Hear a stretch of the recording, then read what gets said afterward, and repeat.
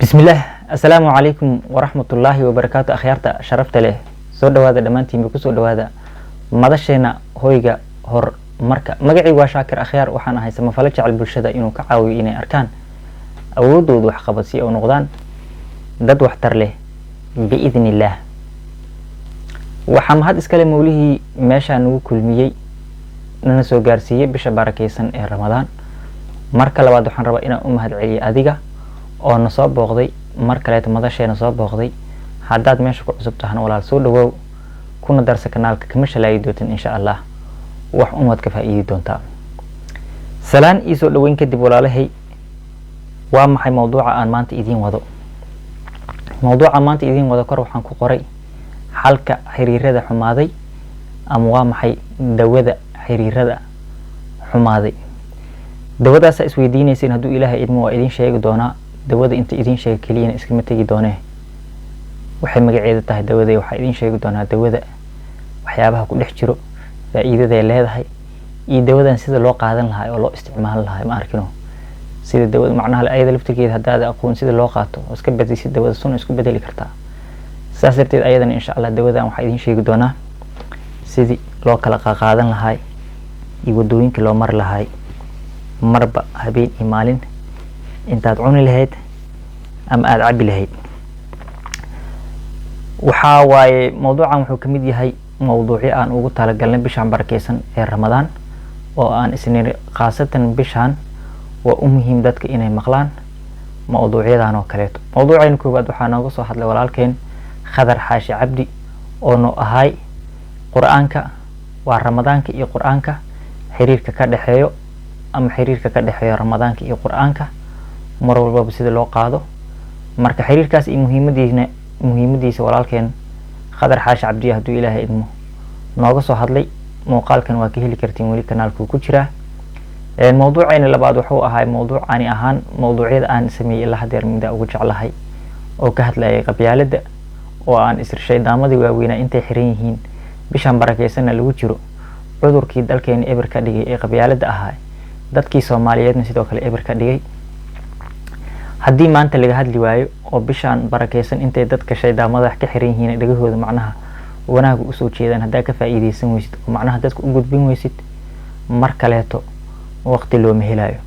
marka insha Allah asagana mowduucaas ma ku jira waa ka faa'iideysan kartiin mowduucayna saddexaad oo maanta oo aan ku magacaabnay xalka xiriirada xumaaday ama dawada xiriirada xumaaday aan ku raadinayno waa maxay marka waxa isweydiinaysiin horta hore xiriirka goorma xumaada xiriirka wuxuu xumaadaa markii laba qof uu xiriir u ka dhaxeeyo ama walaalaha ahaadaan saaxiibaha ahaadaan xiriir guur ha ka dhaxeeyo ama ganacsi ha ka dhaxeeyo ama waxbarasho ha ka dhaxeeyo xiriir una idin ka dhaxeeyo xataa dariska xiriir idin ka dhaxeeyo marka xiriirka qofkaas idin ka dhaxeeyay qalad yar soo kala dhaxgalay isfahan darro yar ama qalad dhacayo qaladkii qofkii laga galay qofka kale ma cafinayo xiriirka meeshaas ku xumaana qofka kale tan uu dareema qofkan inuu si wax ka yihiin oo macnaha uusan cafinin asagana sidoo kaleeto gadaal u gorana qof walba wuxuu isku dayaa qofka kaleeto inuu ka fogaado ama uu ka aarsado marka mowduucayna meeshaas waa ka dhex aragteena oo maleena cafiska uu ku saabsan yahay wuxuu ku saabsan yahay cafiska oo maadaama qofka daacfin weysid xiriirkii sidaas uu ku xumaaday marka waxa ku weydiinaa saddex su'aalood su'aasha koobaad oo ah qiimaha muhiimada iyo abaalmarinta cafiska ma taqaanaa taas waa qaybta koobaad hadduu Ilaahay idmo su'aasha adigana isii weydii laakiin jawaabteeda anakan hadduu Ilaahay idmo waa kula wadaagi doonaa su'aasha labaad waxa waaye cafiska horta hore shaakir oo meesha waxa ku soo qortay dawada xiriirada xumaaday ee horta hore cafiska ma dawada xiriirada xumaada oo ma hubtaa su'aashaas jawaabteeda haddii haa tahay ayadana waa idin sheegaa haddii ma tahana waa idin sheegaa iyo ayada oo cadeymaheeda wadato marka haddii lacala jawaabta haa tahay sidee wax loo cafiyaa haddii xalka ama dawada xiriirada xumaad uu cafiska yahay su'aashu waxa waaye qaybta saddexaad oo sida nooga barateen dadka ugu dhiibno qalab muhiim ah oo ay ku furfurtaan qodobka maalintaas ka hadlayno oo ay ku howlgalaan marka qaybteena saddexaad taas ee su'aashaasi ka jawaabaysa oo noqonayso sidee wax loo cafiyaa oo ahayd hadday sida idinkugu sharaxay daawada sida u isticmaali lahayd inaadan iska badinin aadan isku yareynin oo inta lagu talagalay aad ka qaadatid. qodobkeena koowaad u gudbaynaa marka walaalahay. qodobka koowaad wuxuu ahay waa qiimaha iyo muhiimadda cafiska ma taqaanaa. qiimaha iyo cafiska muhiimadda ma taqaanaa. abaalmarintiisuna waa maxay? abaalmarintiisuse waa maxay? marka qiimaha cafiska aayado badan oo ka hadlaya jiraan ilaahay quraankiisa ku soo dejiyay. waxaa jiro maanta aayadaha idin soo qaadan doonaa dhowr aayadood iyo hal xadiis inuu yahay jeclahay ama labo. hadduu ilaahay idmo aayadahaasna aniga sooma diyaarin ee waxaa ii soo diyaariyey wiil ahlul khayrka ah baraha bulshada ka barta ka mid ah oo ila wadaagay arrintan mar u sheegay inaan cafiska rabo inaan wax ka soo diyaariyo daliilaheedina aan u baahanahay maadaama badanaa aan aniga maadiga ku dhex jiro daacina aanan ahayn sheekhna aanan ahayn. marka walaalkaas ahlul khayrka ila wadaagay waana bil barakeysan walaalahay ducada waa la ajiibaa. fadlan wiilkaas hal iigu duceeyo magaciisa inaan meeshaan ka sheegi kara hadeer ma umaleynaa. mar waa weydiiyey xoogaa yar uu ka gaabsaday marka sadaqa qarsoon inay noqoto rabaa sida u fahmay. hal iigu duceeyo asaga iyo dhammaan akhyaarta khayrka wado iyo inta khayrka faafiso oo jecel waxa uu ila wadaagan. hadduu ilaahay idma adinkana qofkii rabo ha ii soo qoro meelaha meel waa idinkugu soo gudbin doonaa baraha bulshada meel ka mid ah. telegramkeenana waa dhigi doonaa hadduu ilaahay idmo. marka aayadda koowaad oo cafiska ku saabsan aan u gudbaynaa walaalahay oo aayad muhiim ah. aayaddaas macnaha waxay u dhacaysaa sida tan. ilaahay wuxuuna leeyahay wasaaricuu ilaa makfiratin min rabbikum wa jannatin carduha asamaawaati waalardi uciddat lilmuttaqiin. war u degdega u orda oo u tartama dembi dhaafka rabbi iyo janno ballaceedu cirka iyo dhulka oo la isku daray oo kale uu yahay ama uu ka weyn yahayba. jannadaas marka yaa loo diyaariyey oo yaa galayo uciddat lilmuttaqiin. waxaa loo diyaariyey oo galayo dadka ilaahay ka cabsaday. kuwa ilaahay ka cabsaday yaa ka mid ah. marka ilaahay wuu nusii faahfaahinaa aayadda midda ku xigto aladiina yunfiquuna fi saraa wadaraa walkaadimiina alghayd. waxaa waaye kuwa bixiyo ayaka oo ay ka jajaban tahay iyo ayakoo wax haystaba. waa kuwa wax bixiyo ayaka oo macnaha loo jeedo iyo ayakoo si qarsoodi ah u bixinayaba. dadkaasaa macnaha ayakana ka kow ah. walkaadimiina alghayd kuwa kaleeto waxaa waaye kuwa caradooda qariyo. meeqa qof aa carooto soomaalida maasha allah qadiyadeeda iyo dhiigooda aad inuu u kulul yahay lagu tilmaamaa. macnaha inta caradayna qarsato laakiinse inta macnaha caradooda muujiso oo aarsato facilna ku dhaqaaqdo yaa badan. waa iska naqaanaa macnaha dhibaatada dalkeena waxay ka degi la-adahana waxaa waa caradayni aa qarin weynay oo aan xakamin weyn. marka qofka awoodda leh waxaa waaye qofka caradiisa qaliyo. ilaahay kuwaasuu macnaha janno u ballan qaaday ballaceedu intaas la egyahay. meesha u socona laakiinse annaga mawduuceen meesha ku saabsan yahay maantay waa meeshaan walcaafiina can innaas. kuwa dadka cafiyo kuwa heedheh dadka cafiyo. ilaahay walaalihiis kuwa cafiyey muusa dhihin xataa muslimiinta kuwa cafiyey muusa dhihin mu'miniinta kuwa cafiyey muusa dhihin. qofkii wuxuu dhahay dadka oo dhan. dadka oo dhan waa mid cafis ku weydiisay mid aanu ku weydiisan mid muslim ah iyo mid gaal ahba kulligood inaa cafisaa laga rabaa. dadkaas ah oo dadka cafiyo ilaahay janno u diyaariyey. maxaa kaleeto wallaahu yuxibu almuxsiniin. wuuna jecel yahay dadkaas ilaahay. dadkaas wan wanaagsan oo macnaha sifooyinkaas laga helay ilaahay ka cabsaday xoolihii baxsaday ayakoo loo jeediy ayakaa loo jeedin ayakoo waxhaysto iyo ayakoo ka jajaban tahaba iyo kuwa caradooda qariyey oo aan furka tuuranin markii wax lagu sameeyey. kuwaas iyo kuwa mawduuceen uu ku saabsan yahay oo ah kuwa dadka cafiyo oo cafiska badan. marka cafiska muhiimadiisa waa taas. ilaahay macnaha muhiimadiisa wuxuu ku yiri jannadaas aa kugu siinaa oo abaalmarinteeda ujeedaa jannoo ka dhigay. muhiimada kaleeta ama qiimaha uu leeyahay waxaa waaye jaceylka ilaahay inaa ku helaysid. jaceylka ilaahay macnaha annaga marka aarsano ama xanaaqeyna aan muujino oo dadka tusno adeegeena oo ibr ah ka dhigno waxaa helnaa sacab yaraa ka helnaa xoogaa yar koox yar oo nala jirto inay noo sacbiyaana laga yaabaa. intaasna aanag jecleysano laakiinse jaceylkaas waxaa ka weyn ilaahay hadduu ku jeclaado ka war. jaceyl adduun iyo aakhiraba jaceylka ilaahay ka weyn ma jiro. marka qiimihiisa waa kaasaa jaceylaa lagu helaa abaalmarintiisana waxaa waaye janno. aayadda ku xigto walaalahay waxayna leedahay in allaha kaana cafuwan qafuur. ilaahay ma arkin sifooyinkiisa waxaa ka mid ah in uu yahay mid wax cafiyo oo dambi dhaafo. cafiska ilaahay macnaha waxa waaye qafuur bis uu ku ekeysan karo, ilaahay dambi uu ku dhaafaa, laakiin cafisku soo horni in allaha cafuwan qafuur dhaha ma arkino ilaahay uu ka cafina dambigaagana uu ku dhaafaa oo sifooyinkiisa ka mid tahay ma arkino. haddaa adigana qof cafis badan aan noqotid sifooyinka ilaahay uu jecel yahay kuwa kamid aha yeelanaysa adigana oo qof cafis badan maadaama aan noqotay. aayadda ku xigto oo cajiibka badan waxaa waaye aayadan وهو الذي يقبل التوبة عن عباده ويعفو عن السيئات ويعلم ما تفعلون. وأيضا waxay ka hadlaysaa marka qofka ilaahay waa midka noo dambi dhaafo, waa midka hedhe noo dambi dhaafo oo adoomadiisa u dambi dhaafo xumaantooda u dambi dhaafa. ilaahay dambi kasta oo sameeyno wuu noo dhaafaa asaga oo og ويعلم ما تفعلون asaga oo og waxa aan sameynayno ilaahay wuu og yahay. anakana maxaan sameynaa anagoona ogeyn xataa haddiina la dhaho hebel iyo heblaa ama heblaayo aa ku xamatay saasay ku tiri ama saasay kaa sheegtay bis horaa ka rumaysanaa arrintii qofkaasna waxaa isku daynaa sidaa uga aarsan lahayn cafisna warkiisaba dhaafa xataa ma ogin yaa arrinta inay runtaa inay beentaha ma ogin. tan labaad horteena kamuusa dhihin qofkii ama xumaan oo toos ahu adig kugu sameeyey ma jirto, laakiinse lacaala adiga ogeyn xataa haddii lagu sheego qofkan waxaasuu qorsheynaa ama qofkaas waxaasuu ku yiri ama qofkan saasuu sameeyey haddii lagugu dhaho qofkaasi adiga maalintaas inay isku kiin dambeysaa laga yaabaa xiriirka aa ka goosatid aa cafin weysid aa falankeeda gashid sidaa uga aarsan lahayd. ilaahay laakiinse hataa asagoo og waxa aa sameynayno uuna cafiyaa, mar kaliina ma cafiyo, laba marna ma cafiyo, mar kasto wuuna cafiyaa hadduu ilaahay idmo. laakiin sifooyinkana laga rabo anaka inaa yeelno waa kuwaas. waa dareemaysiin walaalahay 3 aayad oo yaryara idinla wadaaga hadduu ilaahay idmo. aniga laakiin sida in sheegay sheekh ma ahi xataa daaci yar oo 2 eray oo macnaha diinta ku mid ah dadka la wadaaga ma ihi. marka laakiinse waxaa ahay samafale dadka wanaaga la jecel. waxaa la rabaa dadka wanaaga la jecelahay, wanaaga la rabaa, waxaana iska jecelahay mar kastaba talooyin inaa bixiyo. talooyinka qaada aa soo bixinayaan waxaa jecelahay inay noqdaan talooyin fiican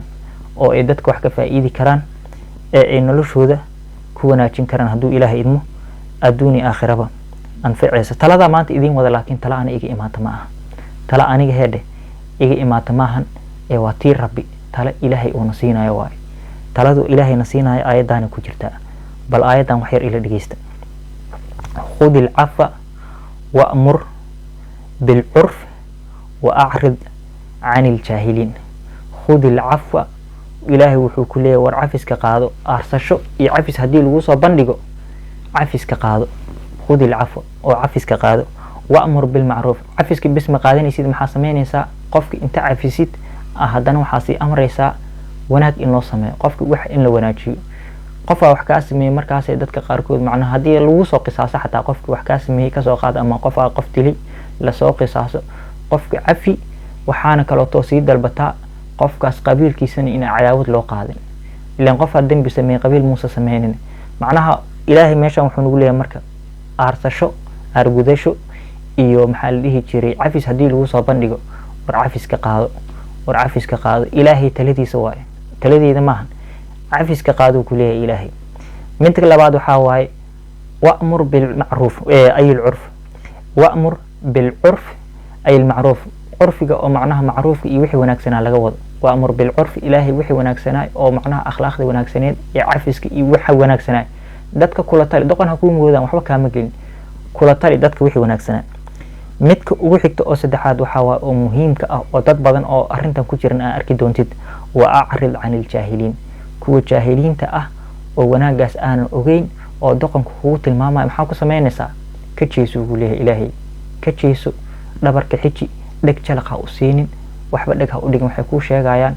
shibka dheh ka tag una ducee ayaka inuu ilaahay soo hanuuniyo ama uu xaq fahansiiyo. marka aayadan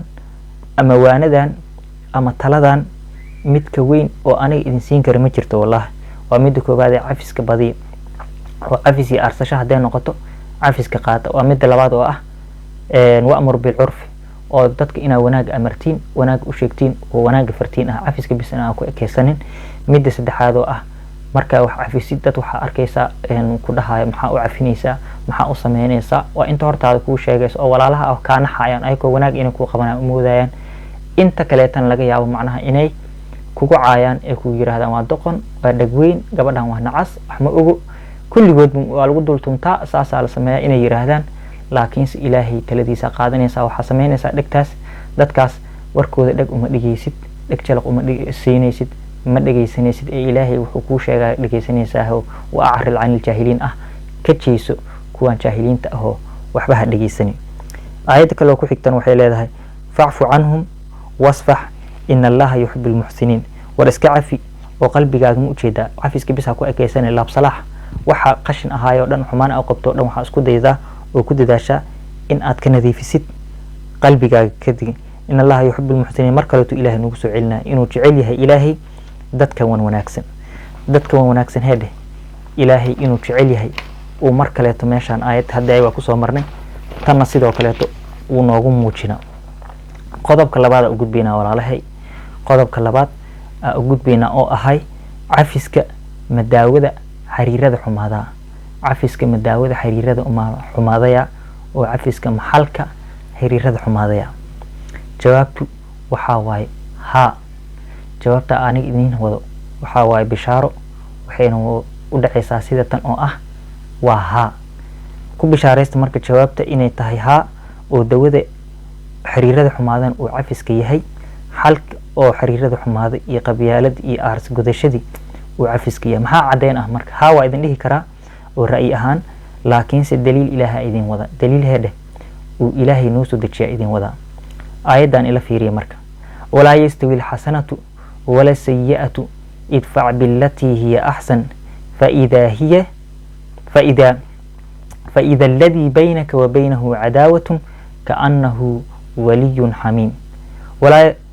تستوي الحسنة ولا السيئة ورما أركن حمانتي وناق اسكمد ما هرتورة تخف كستو عقل لا حتى علمها يروى يقانا حمان وناق إنس اسكمد أهين أذيك وأكتهي إلهين وأكهي مركا ادفع بالتي هي أحسن هداي إلهي خذ العفو لها صماهن عفسك قاضو meeshaan hadana amarka leeto ilaahayna amra oo idfac billati oo qaadasho ahayd haday Soomaan cafiski ina qaatay tan waxa bixi idfac billati hi ahsan xumaanta iyo wanaaga ma sayna Soomaan adiga waxa qaadanaysa wanaagana bixinaysa wanaaga idfac u kulay ilaahay waxa bixisa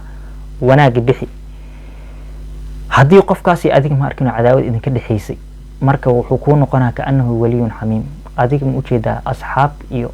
ولي إلهي كوسو دير قف وناكسن أو ولالك أو حدد أما حقالة آتيهين وكون قنا أما كدقا بأدي فسير هذا مر والباب سيد الله وحيو أما حكا دقا قف ولال وناقيس أجعشها صاحب آتهي ولي إلهي كوسو دير كدقا نيسا أما أستغن وكون قنكرا مر والباب دين علو فسيرو markiya noqon karo qofka xumaan ayadan xataa mashaayikh ee ku macnaha aad ugu adkaatay ee qalbtooda ka dhaadhici weysay idin wadaaga haduu ilaahay idmo sheekh almis yaxye marka haduu ilaahay idmo ayadan iyo qisadiisi linkigeedana hoosa idin dhigi doona oo sheekhaasna asagana ma sha Allah tala fiican oo nasiiyay oo sheekhiis ka soo qaatay waa idin wadaagi doona laakiin se waa ayad aad u adag qof xumaan kugu sameeyay ina wanaag ugu bedeshid wax sahlan maahan dadka awoodan waa kuwee dadka awood waxa marka wama yulqaaha illa alladhina sabaru wama yulqaaha illa dhu hadin adim dadka arintan awoodo waxa waay dadka sabro waa kali waa kuwa dadka sabro oo cafiska badan illa dhu hadin adim waana kuwa nasiib badan sabar kali kuma sifoobin dadkan ay waxay ku sifoobeen nasiib inuu ilaahay ugu deeqay qof ma arkino waxa wanaagsan waxa lagu hagaajiyaa ama nafsadiisa ku tarbiyeeyo oo ku dadaalo kali dadka wanaagsan sabarka badan ee nasiib ilaahay u siiyay inay wadadan qaadaan awood aanaka ku waxeysana ma ahan laakiin waxa waay wuxuu ilaahay nasiib noo siiyay inaan nafsadeena ku tarbiyeyno sabarka iyo cafiska marka sabarka iyo cafiska qofka wuxuu siiyaa ilaahay qofka nasiibka badan adiga marka waxa laga rabaa inaad tareynayso ilaahay ima siin hadaa dhahdid oo kale sida aniga ahaa iska sii jooga marmarsiyo xun waaye mid soconaysana ma ahan ee qof walba mashaayikh meesha uga adkeed arintaas inuu macnaha xumaantii lagu sameeyay ee wanaag ku bedelaan anakoo masaakiin iska ahoo sheekhnimo iyo waxaasna ahayn maxaa u malaynaysaa adiga markana waa kugu adkaanaysaa dabcan adigana waa kugu adkaanaysaa laakiinse waxa laga rabo waxa waa inaad sawirtid inaad tareeninaysid inaad ku dadaashid si aan nasiibkaas uu ilaahay ka sheekeynayo aa u kasbatid ayadii quraanka ahaayeen nabigeena laakiinse nabigeena maxaa lagu tilmaamay asaga ma aha qof sabar badan qof cafis badan ma ahay Aisha la weydiiyay arintan Aisha waxa la weydiiyay bal nabiga akhlaaqdiisi nooga waran Aisha waxay ku jawaabtay sidatan waxay tiri nabiga ma ahayn mid hadal xunna ma ahayn suuqyada kama caytami jirin ama suuqyada iyo fadhi ku diiryada kama qeylqeylin jirin kama caytami jirin waa la dhihi karaa laakiin se xataa qay inta iska dhaaftid suuqyada kama qeylqeylin jirin suuqyada heede kama qeylqeylin jirin mana ahayn mid xumaanta meesha u socon waa meeshan mana ahayn mid xumaan ku guda ma ahayn xumaantii lagu sameeyo mid xumaan ku bedelo xumaantii lagu sameeyay nabiga mid xumaan ku bedela ma ahayn waxa saas dhahay waxa waa umuna Aisha oo ahayd kuwa ugu jeclay xaasaskiisa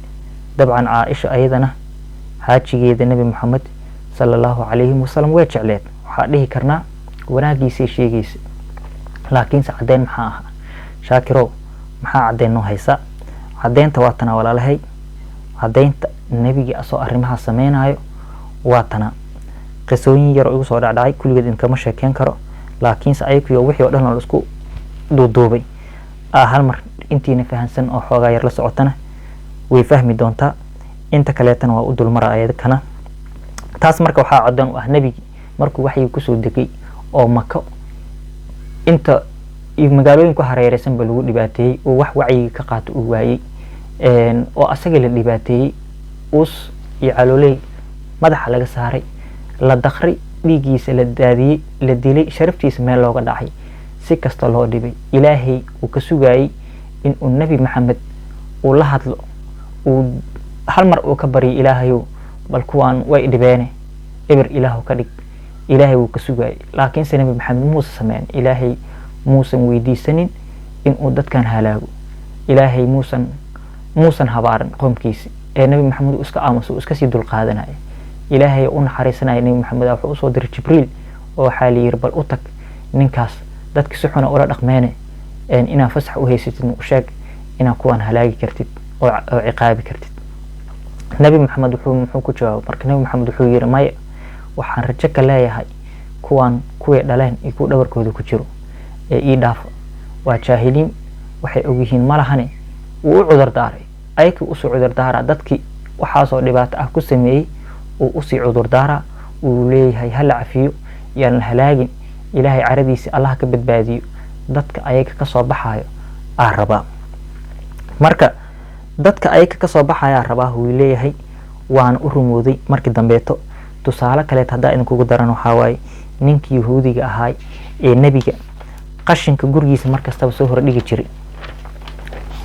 oo maalintii dambeeto nabiga qashinka guriga markii soo hordhigi muxuu inta qashinka qaado ninkii yahuudiga ahaa gurigiisa kuma hor fadhiin jirin ee qashinka asaga iska qaadi jiray meel kale tuu iska gurudi jiray meelihii qashinka loo ku talagalay marka maalintii dambeeto nabiga qashinka gurigiisa ka waayay marka wuxuu yiri calaamad waaye ninkii inuusan maanta joogin maxaa dhacay dadkii weydii war ninkii maxaa dhacay ilaaha soo hanuuni waa kana qashinka iga dhaafay ma yaali ninkii waa jiran walla alla ninkii dariskayga ah waa jiran waa ninkii isku diinta aysan ahayn oo dhibaatadaas iyo xaasinimadaas iyo qurunkaas ugu sii daray darisnimadii warkeed iska dhaaf marka ninkii uu booqday nabiga oo jiran oo xanuunsan markaasoo taasna waxay ka dhigan tahay inuu ninkii cafiska iska dhaafay uu wanaag uu sii bedelay xataa qofkii qashinka ku soo tuuray uu booqana adiga waxa booqataa kaliya soo maahan dadkii aad jeceshahay markay xanuunsadaan hadaa fursad u heshid nabiga wuxuu booqana dad cadawgiisa ah xumaan ku sameeyay maalin joogto ah midka kale tan waxay ahayd xilligii uu nabiga awood lahaay oo uu macnaha magaalooyinka furinay iyo dadkii kaleeto marka xilliga hore ka awood badnaa xumaanta ku sameeyay uu weydiiyay maxaa filanaysiin maanta ay yiraahdeen waxa tahay walaalkeen wanaagsan uu noo dhalay walaalkeen kaleeto wanaagsan wax aan cafis ka ahayn oo ka filanayna ma jirto nabiga wuxuu yiri waa cafisantihiin oo iska socod iska taga marka cafiskaas maxaa ku faa'iidnay nabiga akhlaaqdiisa inay ka mid tahay cafiska saddexdaas qiso idinkaga turjumayso saddexdaas tusaale idinkaga turjumayso maxaa laakiinse muxuu ka faa'iiday nabiga cafiskiisa muxuu ka faa'iiday annagana maxaan ka faa'iiday diinta islaamka maanta waxaa waaye diinta labaad ee ugu weyn dunida waxay haysataa 2 bilyan oo qof 2 bilyan oo qof diinta islaamka ku abtirsadaan oo leh dad muslimiin ah nahay waa 4 meelood markii loo qaybay dadka caalamka joogo dhan ma arkino 4 meelood markii loo qaybay qayb hal rubuc oo kamid ah qayb kamid ah muslimiin ah weyninkaas maxaa ku gaarna marka waxaa ku gaarna maalintaas uu nabiga cafiyay uu macnaha ee dadka fursad u siiyay cadaawad iyo meeshaas ku soo gabagabooday dadkii wuxuu fursad u siiyay marka gaalada ahaay in ay islaamka bartaan dadka islaamka dhaqankiisa islaamka ee dadka dhex galaan ee la sheekaystaan xeerarka islaamka fahmaan ilaa ay markii dambeeto ay ka soo islaamaan ay muslimiin ka noqdaan caruurtooda sidoo kale muslimiin ku noqdaan ilaa hadda heerkan islaamka taag ee gaarsiisan yahan aan soo gaarno marka adiga walaalkay ama walaashay waxa isweydiisaa adiga ma sameyn lahayd arintaas oo kaleeto inta waxa soo xumaan ah lagu sameeyo adigoo awood u leh ma cafin lahayd qof adigoo awood u leh waay ka soo qaad maanta waxa lagaaga dhigaa madaxweynaha ugu awoodda badan qofka waxa ka sameeyeen u jeedaa ciidanka ugu quwada badan haysta waxa lagu leeyahay fartan ugu fiiq bis maxaa dhihi lahayd adiga hal ii keenaa dhihi lahayd hilibkiisa asagoo jarjaran hal ii soo shiilo hilibka hal ii soo dhextira xaawa anoo gogoyn ciilkiis ma biideynaayo oo hilibkiisa cun ina dhihi lahayd laga yaabaa inteena kaleeto wanaagsan marka adiga isweydii ma cafin lahayd ma sameyn lahayd arintaas ma nagu jira qof arintaas sameyn lahaa haduu nagu jiro ilaahay qofkaas u siyaadiyo dadkaas oo kaleetan Allah noo badi inteena kaleeto Soomaa waa baran karna afiska wax la baran karo waa wax nafsada lagu tarbiyan karo waa waxaade lagu tarbiyan karo waa ugu dambeyn qodobkan hadii adiga laakiin cafiska aad sameeysid cafiska hadaa sameeysid oo qof wax ka sameeyay aad cafisid cadaawad iyo meeshaas ku soo gabagabeynaysa cadaawad heed meeshaas ku soo gabagabeynaysa waxa leedahay enough is enough qabiiladan qof waa qabiilka hal qof naga dilo 4 qof hadaa ka dilno ayakan ah 3 qof kale naga dilaan kuwi kale tan meesh ma dhamaanaysa cadaawad maalin walba midka kale iska sii aarsanayo marka waxa leedahay may xaaladda intaas noogu ekaato waa cafina reerkan anakan bis reerka waxay leeyihiin ma sha Allah anagoo saas sameeyay ayaka weyn cafiin Soomahan anakan maanta laga bilaabo ragaan walaalaheen waay Soomaalida saasay ku walaaloobaysaa cadaawad meeshaas ay ku dhamaanaysaa marka cafiska meeshaas uu lahaana waa hadii la cafiyo qofka cafiska badan Ilaahay ciisi iyo sharaf waxaan ahayn uma siyaadi macnaha waxa waay sharaftaada kor u kacayso ciisigaaga kor u kacayo ee wax kaana qosay haba yaraatee ma jirto waxaan cadeen ugu ah xadiiska uu nabiga nagu lahay وما زاد الله العبد بعفو إلا بعزة مركه إلا بعزة إلهي أدونكيس أمسياديو وح أن عزك أهين هدو عفسك بدي معناها هدا عفسك بديسيد عفسك هدا بديسيد شرف يعز لك هليسا dadka doqonnimo iyo wax kale ha umuudaan laakiin saadi alla agtiisa waxa ka tahay qof ciisi iyo sharaf leh oo Ilaahay agtiisa ka qiimeysan marka kuwaas maarta ina kamid noqoto oo ciisiga sharafta leh mas'alo ka cabsanayo doqon iyo nacas in lagu tilmaamo waxa dooranaysa inaad aarsatid walaalahay waxa idin rajeynaa waxa ku rajeynaa ina kamid tahay kuwa cafiska badan waxaana kugula talinaa inaad ku dadaasho cafiska qodobkeena labaad rajadaas aku rajeynayo ku egyahay oo waxaan inaan ku rajeynayo dadka cafiska badan inaa kamid tahay waxaana kugula talinaa hadaada kamid ahayn xataa hadda laga bilaabo inaa kamid noqotid kuwa cafiska nafsadooda ku tarbiyeeyo marka sidee u tarbiyeyn kartaa cafiska ama sidee wax loo cafiyaa qaybteena saddexaad oo ahayd u soo galno qalabkii ay idin siin jirnay oo aad qodobkan haduu Ilaahay idmo waxa aan kugu sheegnay aad ku holgolin lahaydeen qodobka saddexaad marka wuxuu u dhacay sida tan oo sidee wax loo cafiyaa sidee wax loo cafiyaa ina wax cafiyo waa jecelahay ina wax cafiyo waa rabaa laakiin way uga adag tahay sidee wax u cafiyaa wadadee u maraa habkee u sameyn kara arintaas iyo wanaagaas laga sheekeynayo cafiska aan ka faa'iideystay insha Allah marka waa kana talooyin yar ku soo aruuriyay waana kula wadaaga haduu Ilaahay idmo saddex talo iyo suubiskooda kula wadaaga. marka waxa isweydiinaysaa qof i cafiyay qof ku caayay qof ku xaday qof ku xantay qof kaan been abuurta ama ka been sheegay iyo qof ku dhaawacayba qofkaas sidee ku iloobi kartaa isweydiinaysaa. qofkaas heede sidee ku iloobi kartaa isweydiinaysaa. qofkaas waxa ku iloobi kartaa midi inta qaadatid, midi afaysan inta qaadatid, wadnahaaga u jeedaa bartankiisa maalin kasta saas iskula dhaca adigoo ku celcelinayo xumaantu kugu sameeyay, wuu i dhacay, wuu i khiyaanay, wuu i caayay, wuu i dhaawacay adoo dhahay ku celceli wadnahaaga saas ugu mudmud. bal ka waran caqligaas iyo taladaas, tala fiican miya mase tala xun waa? isweydii adiga waa jawaabteedu ogtahay. laakiinse Nelson Mandela arrintaas oo kaleeto, taladaas oo kaleeto ka jawaabayo. Nelson Mandela muxuu ka dhahay marka arrintan iyo taladan oo kaleeto muxuu ka dhahay? Mandela wuxuu yiri afar xabo Ingiriis jaban, turjumaadiisa insha Allah idin kugu dari doonaa, idin kugu sheegaa. wuxuu yiri resentment is like drinking poison and hoping it would kill your enemies. Resentment is like drinking poison and hoping it would kill your enemies. war argudashadu, aarsashadu, argoosashadu waa sida adiga oo sun cabaayo oo kaleeto. waa sida heede adigoo sun cabaayo oo kaleeto. sun inta soo qabsatid hadeer midiya soo marsama suna inta qabsatid cabaysa saasa u qurqurnaysa. sunta markaa qurqurisid waxaa rajeynaysaa in suntaas adiga cabtay inuu cadowgaaga uu ku dhinto. qof cadowgaaga ah oo ina ka arsida rabtay waxaa rabtaa suntaas adiga cabtay inuu ku dhinto. argudashada marka waa sidaas oo kaleeto ku leeyahay. ninkan talada hadeer isiyo idinka kashay, talada hadeer idin siinay ahayd midi inta qaadatid wadnaha iskaga mudmud, talada ahayd uu iga kashifay tala fiican inaysan ahayn. tala fiican maahan. marka midi hadaa qaadatid wadnaha ku mudmudid macnaha qofkii rabtay qofku wax ka sameeyay waxba umaada dhigan adiga wax isku dhigtay. macnaha midda kaleeto oo tan argudashada ama aarsashada ahna sidoo kaleeto waa adigoo sun cabaayo oo kaleeto oo raba hadana qofkaas inaad ka aarsatid oo qofka cadowga aad dhibaataysid. sun hadaa isku cabtid iyo midi hadaa isku mudidba qofka cadowgaaga ama qofka wax ka sameeyay waxba umaada dhigan. oo waa aarsashadu ka wada. marka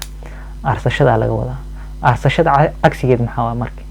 aarsashada cagsigeed waa cafiska. waana labadaas tusaalo waxa aan kugu soo qaadanay oo aarsashada xumaanteeda sida idin tuso. cafiska wadooyinka loo mar lahaay, cafiska wadooyinka loo mar lahaay hadeera idin sheegaa marka. laakiin tusaalayaashaas waxay idin tusayaan aarsashada xumaanta ee leedahay. teeda kaleeta aarsashada janno laguma tago, laakiin cafiska janna lagu tagaa. janna heede lagu tagaa. qodobkeena marka saddexaad talooyinka aan siinayo taladaani ku bilaabanaysa. labadaas tusaale ahaayeen aarsashada xumaanta ee leedahay ee idin tusayeen. qofka rabo laakiin inuu wax cafiyo oo si toos inuu wax cafiyo rabo wadadan mar midda koobaad muxuu sameyn karaa qofkaas? midda koobaad waxaa laga rabaa inuu ogaado qofka uu isxasuusiyo waxaan qadar Ilaahay inay yihiin. ka soo qaad aabaha la dilay ama walaalka la dhibaatay. marka koobaad horta adiga waxba lagu sameyn. qofkaas dhibka lagu sameeyay qof adiga wax ku galeen waa maahane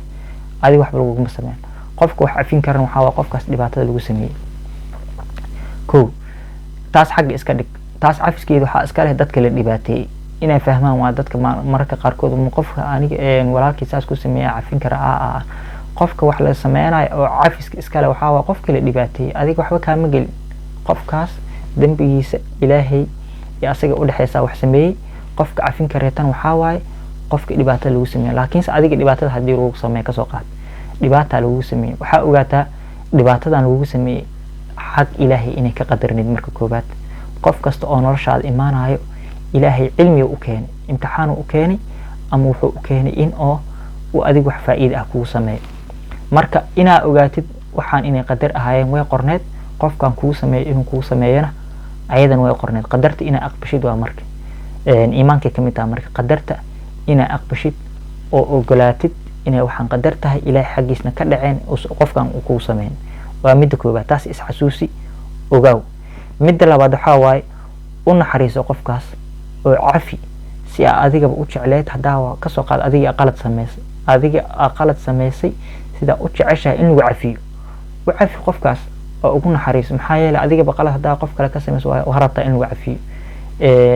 waa isku dayaysaa in lagu cafiyo waana jeclaan lahayd in lagu cafiyo sidaas oo kale adigana u cafi hadduu ilaahay idmo qofkaas talada saddexaad waxaa waaye waa midda idin sheegaya sheekh almis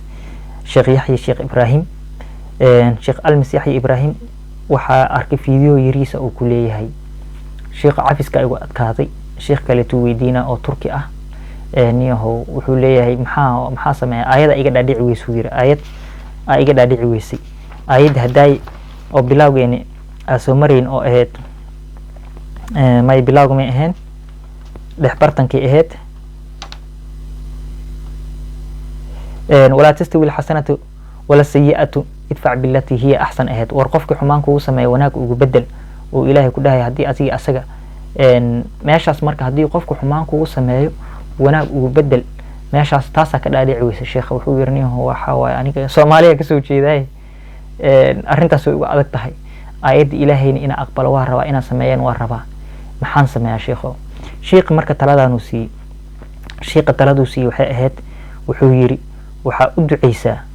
qofkii aad wax ka tabanayso qofkii wax kaa sameeyey u duceey warma qof aniga i dhibaateeya u duceeya haya qofkii adiga ku dhibaateeyey aa u duceynaysaa kasoo qaad qofkaas wuu ku caayay ilaahay waxaa leedahay qofkan markuu ku caayo waxaa leedahay ilaahu rabbi raxmaan qofkan afkiisa u wanaaji ilaahu carabkiisa u wanaaji ilaahu dambigiisa dhaaf qofkii u duceynaysaa hoos ugu duceey ama kor ugu duceey haddaad marka koowaad inta wanaagsan yahay marto qofka inuusan awoodina laga yaaba ka tag markaas laakiinse markaa wadada sii socotid iyo markaa gurigaaga joogtid iyo u duceey iyo habeenka gurigaaga markaa joogtid markastaba adi u duceey qofka haddaa u duceysid markasta uu kugu soo dhacaba waxaa dhici karto waxaa inaa ma arkino ilaahay oo cafiska kuu sahlo maadaama qof maalin kasta u duceynayso adiga markaa qof u duceysid adigana malaa'iga kuu duceynayso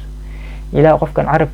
carabkiisa nadiif yaa dhahda maahano adigana carabkaaga yaa la nadiifina ilaahay cuqdada ka saaraa dhahda adigana cuqdada yaa malaa'ig kuu duceynayso ilaahay adigana cuqdada ha ka saaray leedahay qofkan calooshiisa wixii aa ugu duceynayso dhan adigana way kuu sahlanaanayaan ilaahu xumaanta u qabo ilowsiyaa leedahay adigana sidoo kale xumaantii ilaahay ku ilowsiinaa marka taladaas oo cajiibka ah fiideoga linkigiisa waa idin dhigi doonaa hadduu ilaahay idmo fiideogan hoostiisa ayadan qaata oo macnaha qofku wax kugu sameeyey u duceey hadduu markaas ku hortaagan yahay ujeeda xoogaa yar afku inta isku qabatid hoos uga duceey adigoo si sarbeeban haddaa wax ugu meereysan kartid arrintaas uga meereyso iskaga tag maalmaha kaleetan usii duceey hadduu ilaahay midda ugu dambeyso oo ahayd qisada ugu horreysay oo ani ahaan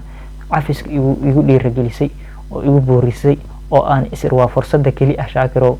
oo aad macnaha xoogaa yar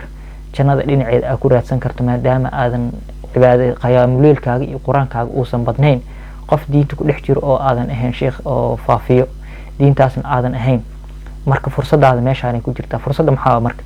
waxaa jira saxaabi uu nabiga yiri iridaas waxaa kasoo geli doona qof ahlu janno ah 3 maalin uu farta ku fiiqay 3 maalin oo kala duwan isla hal saxaabi oo isku mid ahaana kasoo galay iridi masaajidka saxaabigaas ma arkam jannada muxuu ku galay marka ahlu jannada muxuu ku noqday waa dadku waa isweydiiyeen waa la fiiri waa loo koor galay waa la raadiyay dabcan waxa la soo ogaaday ninkan qiyaamuleel ma istaago soon dheeraad ah oo sun ama soomo quraan akhriskiisa ma badno wax uu sameeyo haba yaraatee oo dadkan kale to dadaalaya soo gaari kara ma jiraan warniyo maxaa dhacay al dhaha marka sidee ku gaartay darajadan ni waxa sameeyo ma aqaan u dhaha horta horeeto laakiin habeenkii markaa seexanaay waxa ilaahay ka baryaha u dhahay inuu qalubteeda xumaanta ka nadiifiyo waxa ilaahay u baryaha u dhahay inaan iska cafiyo wixii dad wax igu sameeyo dhan ilaahay u bandhigtaa oo waxa iraahdaa ilaahayu waa iska cafiyo qof kasta oo wax iga sameeyay ilaahu marqaati ka dhigana ilaahu u sheega ilaahu la faqa wuxuu leeyahay qof kasta oo wax iga sameeyay qof kasta oo aan wax ka tabanay ilaahay waa cafiyo leeyahay sidaas uu habeen ku seexana subax kasta asoo nadiif uu soo kaca qalbigiisa ilaahay xal u nadiifiyo maanta haddana qow kale taday wax ka sameeyaan sidoo kale habeenka markuu seexanayo suga uu cafina haddana ninkaas marka janno ku galay marka taas waa wax qof kasta oo anaka naga mid ah uu awoodo habeenka hadduu ilaahay markaas seexanaysid markaas is xasuusi marka qarkood waa la ilooba macquul waaye inta bilowga macnaha training kula qabsanaa qofka laakiinse inkastoo haddaa ku dadaashid maalinta ka dambaysa waa kasii fiicnaanaysaa adigana wallahi fursad ay kuu noqonaysaa fursad taas ka fiican oo jannada nooga dhow ani ahaan ma jirtaa isleeyahay ma arkino fursad taas ka fudud waa habeenkii markaa seexanaysa bas inaad tiraahdo ilaahay oo rabbi raxmaan qof kasta oo wax ka tabanayo waa cafi iyo qof kasta wax iga sameeyay waa cafi bas iska seexo adkaartaada kale iyo waxa hadda akhrisatay iyo hadda akhrisanan intaas dheh janno ma arkino iridii laga gelahay oo iridaas ka fudud ani ma aqaan aniga ma u jeedaa ani ahaan ma aqaan marka fursadaas oo qalbigaaga ku nadiifsanaysay akhlaaqdaada ku wanaajinaysay jannana aad ku helaysay walaalahay ka faa'iideysta haduu ilaahay inuu aniga horta war ma xasuusto qof wax iga sameeyay iyo qof aan cafiyay maanta ma aqaano waana raadiyay ma xasuusto laakiinse mana aqaano laakiin lacala haduu jiro qof aan hadda xasuusnayn ugu soo dhici doono aykan waa cafiyay bil barkeysana lagu jira idinkan waxa iga idinka codsanaa ina iska kay cafisiin ma xasuusto sidoo kale qof si toos ah xumaan ula beegsaday oo si kas ah u xumeeyay laakiinse marka aniga dabcan social media qofka soo galo baraha bulshada qofka haduu ku jiro ama dad hadaa soo nin xil qaadi dhahan Soomaalida hadaa meel soo hor istaagto oo dad wax u sheegmaatid dabcan qofku eedayma weynaysid laakiinse aniga waxa aan sheegay wax wanaag ah ula jeedo bas waaye lacala haduu jiro qof xumaan ii fahmi ama weerar soo ku socdo qaatay qofkaas iska kay cafiyaa leeyahay waxa xumaan ula jeedo malahan insha Allah anigan macnaha wixii wax igu sameyn doono taas fasax maahan macnaha in wax la igu sameeyo laakiinse waxa rajeynaa qof kasta wax igu sameeyay ina cafiyay haddana qof wax ka tabanayo oo xasuusto oo cafiyay ma aqaano laakiin lacala hadii jiraan waa cafiyay anigan waxaan idinku codsanaa inaad iska kay cafisiin sida caadada ahna ma u jeedaa balanteen waa raad samreefa ku soo gabagabeena maanta laakiinse waxa idin leeyahay balanteen waa cafis balanteen head waa cafis waxaan maadaama qodobo badan oo diini ah iyo xadiis ma arkino xadiis quraan xoogaa wax ka taabtay oo aan dhulkayga aan ahayn laga yaabo qaladaad inay iga dhaceen qaladaadkaas iyo waxaas iga dhacay nafteedii shaydaan ka ahaadeen inta aasaxan u jeedaa inta aasaxay abaalmarinteeda ilaahay hasi wiilka walaalkay ahay ee ii soo diyaariyay ayadahaas ii soo diray anigan xoogaa yar oo kamid ah abaalmarintaas Allah iga soo gaarsiiyo adigan waxa ku rajeynaa maanta laga bilaabo cafiska muhiimadiisa inaad fahantay abaalmarinteeda aad ogtahay wadada loo mar lahaana aad taqaanid maanta laga bilaabana cafiska meeshaas ka bilowdo waxa idin rajeynaa marka nabad caafimaad iyo naxariis rabbi kulanti dambe intaan muuqaal mid kaan oo kale ku kulmi doon waxa idin rajeynaa salaamu alaykum